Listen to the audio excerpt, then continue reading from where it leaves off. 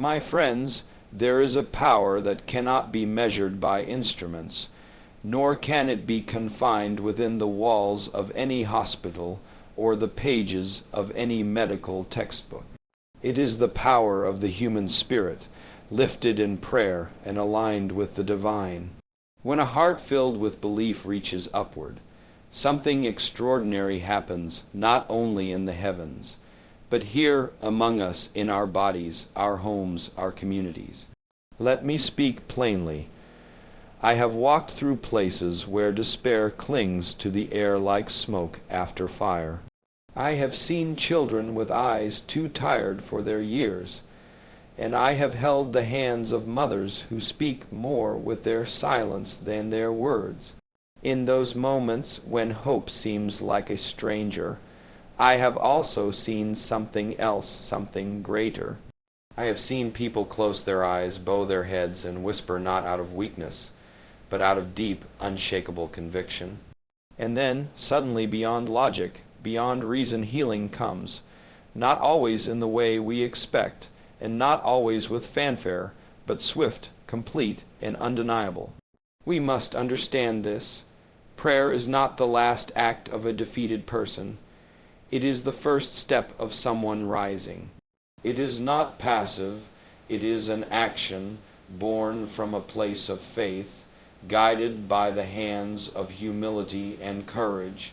When a person chooses to pray, not simply repeat words, but truly pray, they are taking hold of something more powerful than medicine or machinery. They are calling on the Creator not just to intervene, but to walk with them through the shadow of sickness. There are those who would dismiss such things as coincidence or the workings of imagination, but I have seen too much to believe that. I have stood in a room where a diagnosis declared the end, and watched a body stand again in strength, because someone dared to believe in a power beyond what the eyes could see. I have witnessed disease retreat not because of anything man could do, but because someone called on the divine with a heart unclouded by doubt. This is not superstition. This is not some fantasy for the weak. This is faith, and faith is the most practical force we have when we understand its purpose. A prayer that heals in seconds is not about bending God to our will. It is about aligning ourselves so closely with divine intention that healing becomes inevitable. It is the surrender of fear, the rise of trust, the moment when the soul declares, I am ready. But let me be clear, this kind of prayer is not born in shallow soil. It does not grow from empty rituals or recited phrases. It comes from the depths of struggle, from the fires of suffering, from the quiet midnight hours when no one else is watching. It is in these places that the strongest prayers are formed, the ones that rise like smoke, not to disappear, but to signal heaven that a soul stands ready for the miraculous. And so I say to you today, if you carry illness in your body, if your loved ones are burdened by disease, if your community is weighed down by pain, do not underestimate the force of your spirit in communion with God. That connection, honest and unshaken, can do what no medicine ever promised. It can heal, and yes, it can do so in seconds. Not because time matters to the divine, but because belief has no timeline. To witness this kind of healing is to be changed. You do not walk away the same. You do not return to small thinking or shallow faith. You begin to understand that we are not just flesh and bone. We are light and soul and voice. And when that voice is lifted in true prayer, something eternal moves. So let us not be a people who forget the power that lies within us when we align ourselves with the divine. Let us not reduce prayer to routine or restrict healing to hospitals. Let us remember that within each of us is the ability to speak words that shake the unseen, words that summon health, life, and restoration in ways that defy explanation. Because when the spirit is ready, and the heart is pure, and the mouth speaks with faith, healing doesn't take time. It takes belief. There is something sacred that happens when people come together, not in fear, not in anger, but in hope. That hope, when shared, becomes a force that no disease can withstand. You see, healing is not just a matter of bones fusing or wounds closing. True healing begins in the soul, and it flows outward through community, through unity, through the quiet strength of people who choose to stand together, believe together, and pray together. When prayer rises not from one voice alone, but from many hearts lifted in harmony, something shifts. It is as if heaven leans in closer, because unity always commands attention. In the face of disease, the natural instinct might be isolation, to suffer in silence, to draw the curtain, to retreat into fear. But it is precisely in those moments that we must step out and into each other's arms. The act of praying as one, of believing as one, creates a kind of spiritual chemistry that ignites miracles. It binds wounds the eye cannot see and speaks to the illnesses no doctor can name. I have watched it happen. A single mother whose child lay still in a clinic bed, surrounded by others who knelt with her, not all from her faith, not all from her language, but all from her human compassion. They joined hands and lifted a prayer, not loud, not theatrical, but unified, and before the sun had fully touched the rooftops, that child stirred, opened his eyes, and smiled. That is not simply the work of medicine or luck. That is the power of shared faith, the kind that heals in seconds. What we must understand is that prayer is not only a conversation between an individual and the divine. It is a bridge, and when we walk that bridge together, something unbreakable happens. We are made whole not only as individuals, but as a people. Disease thrives in division. Healing lives in unity. The very act of coming together, setting aside differences, forgetting past grievances, and focusing on what we share. This becomes the fertile ground where miracles grow. We often ask, why does healing come quickly in some places and not in others? The answer is not always found in science or wealth or resources. Sometimes it is found in the unseen atmosphere of unity. A family that believes together will often see healing faster than a person who believes alone. A village that prays in one voice will often experience what the world calls impossible, not because God favors the many over the few, but because faith, when multiplied, gains strength like fire fed by wind. But unity in prayer is not merely about being physically present with others. It is about the condition of the heart. Are we praying from a place of love? Are we lifting others up or simply pleading for ourselves? Are we willing to rejoice in the healing of another, even while we wait for our own?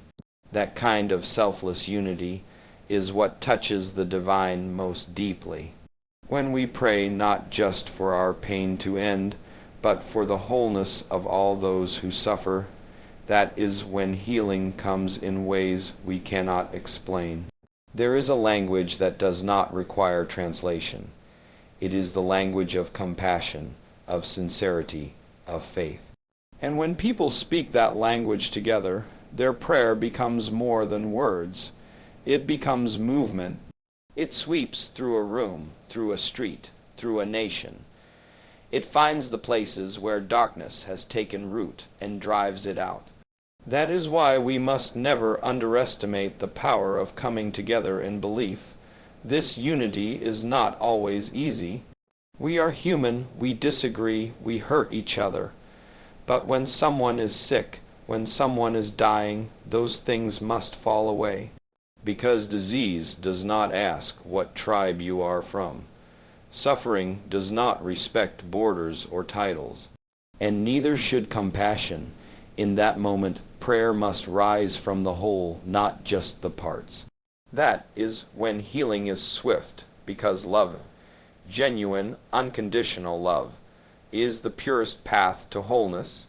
So I say to you, let us not only pray for ourselves, let us be the kind of people who kneel for our neighbors, who cry out for the hurting, who rejoice in every healing, not just our own.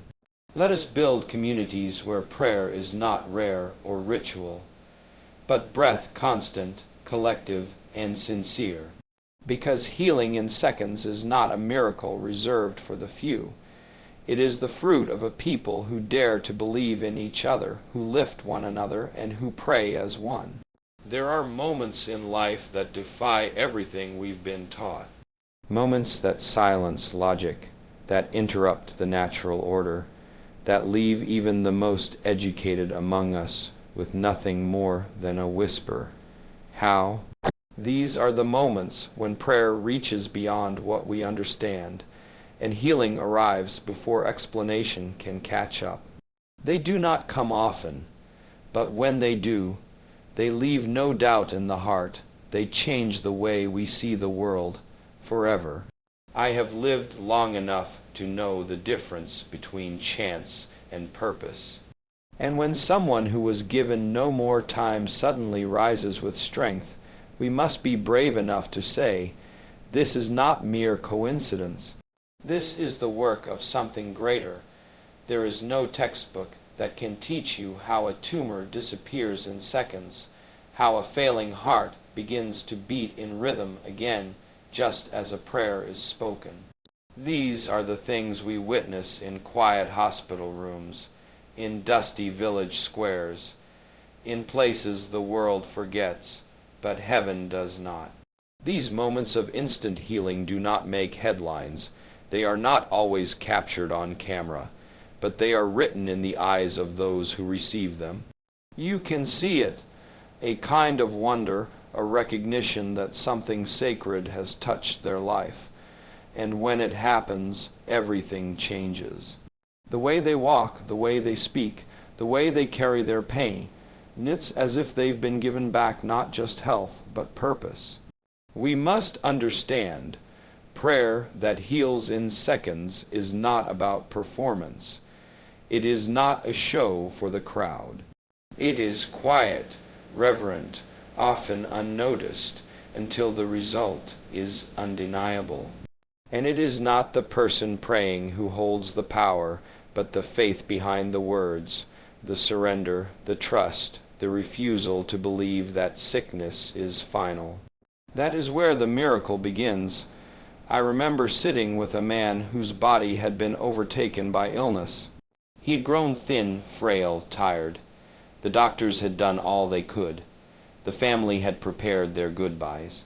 But that man, he had one more thing left. He had belief, and with his eyes closed, his lips moving slowly, he prayed, not for more time, not for escape, but for peace.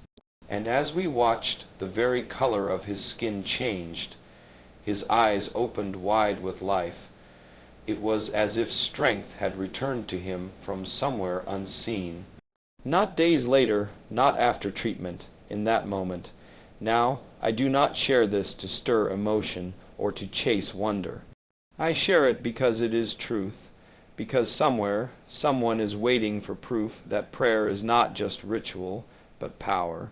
Somewhere, a woman lies in pain, asking if her cries matter.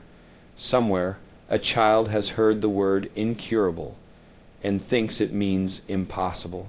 But I tell you now, there is no diagnosis stronger than belief. And when belief is matched with surrender, with a heart open and humble, time becomes irrelevant.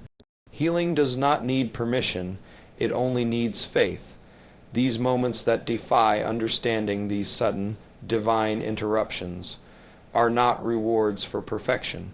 They are reminders that we are not alone in this world, that when we reach out to the divine, when we allow ourselves to believe in what we cannot control, grace moves.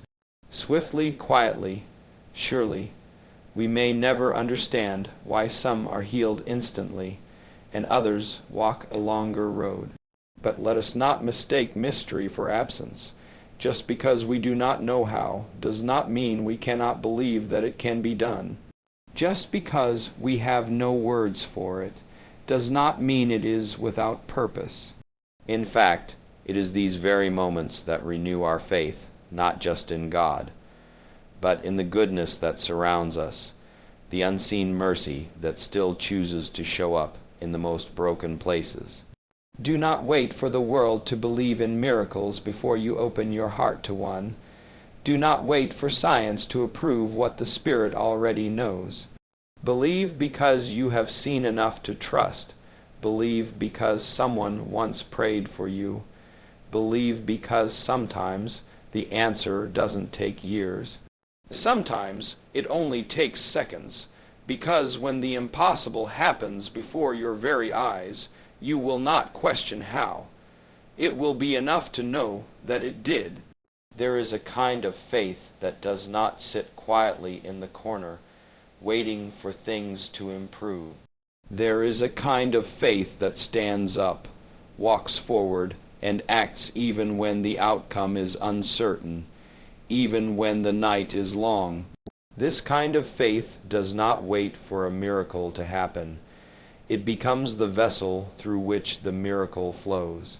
When we speak of prayer that heals in seconds, we are not speaking of wishful thinking or blind hope. We are speaking of faith that transforms into action, faith that moves. Too often we imagine prayer as a passive gesture, something done when all else has failed. But real prayer is not resignation. It is resolve. It is not retreat. It is the boldest advance a human soul can make. When we pray with genuine belief, we are not simply asking. We are participating in the miracle. We are stepping into the moment with God, not as spectators, but as partners in healing. That is the difference between hoping something will happen and knowing something is already at work. And so, when someone lays their hand upon a sick body and prays with unwavering faith, they are not practicing magic. They are expressing a belief so strong, so rooted, that it overrides the fear, the doubt, and the despair that often cling to sickness. That faith, when spoken, becomes an instruction, not to the body, but to the spirit. And once the spirit is in agreement, healing flows from the inside out. You see, disease touches the body, but healing begins in the spirit. I have seen people pray with tears in their eyes and fire in their hearts, not because they were desperate, but because they were sure that no illness is greater than the grace of God. Sure that their words, spoken with truth and love, would be heard, and in that space between certainty and surrender, the miraculous takes place. Not in years, not in days, sometimes in seconds, but faith without action is just noise. Real belief demands that we rise. It demands that we speak words of life over broken bodies, that we touch the untouchable, that we walk into places others fear, not with arrogance, but with assurance. Prayer becomes healing when we carry it into the very heart of suffering and refuse to let go until light breaks through. This is not easy. It is not always comfortable, but healing never comes through comfort. It comes through courage. And the most courageous thing a person can do is pray like they believe, then act like it has already happened. That is not denial, it is declaration, and it is in that declaration that heaven begins to move. Sometimes the only difference between someone who is healed and someone who is not is the presence of one person willing to believe enough to act. One person who refuses to accept the final word of sickness. One person who looks beyond symptoms, beyond statistics, beyond history, and says, "You are not finished yet." That person becomes the bridge between the pain of this world and the power of the next. We must be those people. We must carry the kind of faith that does not stand still, that walks into hospital rooms, into forgotten villages, into our own homes, and speaks healing aloud. Not because we have the power, but because we believe in the one who does. And belief is not a quiet thing. It moves the feet, it lifts the hands, it raises the voice, and when that belief is joined with prayer, healing has no choice but to answer. There will be those who scoff, who say it's impossible. Let them speak, because while they talk, we will act. While they question, we will pray. While they wait, we will believe. And in the believing, in the praying, in the doing, lives will change. I tell you today, prayer that heals in seconds is not reserved for the chosen few. It is accessible to all who dare to believe and act as one. Not because we are great, but because our faith is great. And when faith walks, healing runs. Because when prayer is more than words, when it becomes the action of a soul fully surrendered and boldly trusting, then healing is not only possible, it becomes inevitable.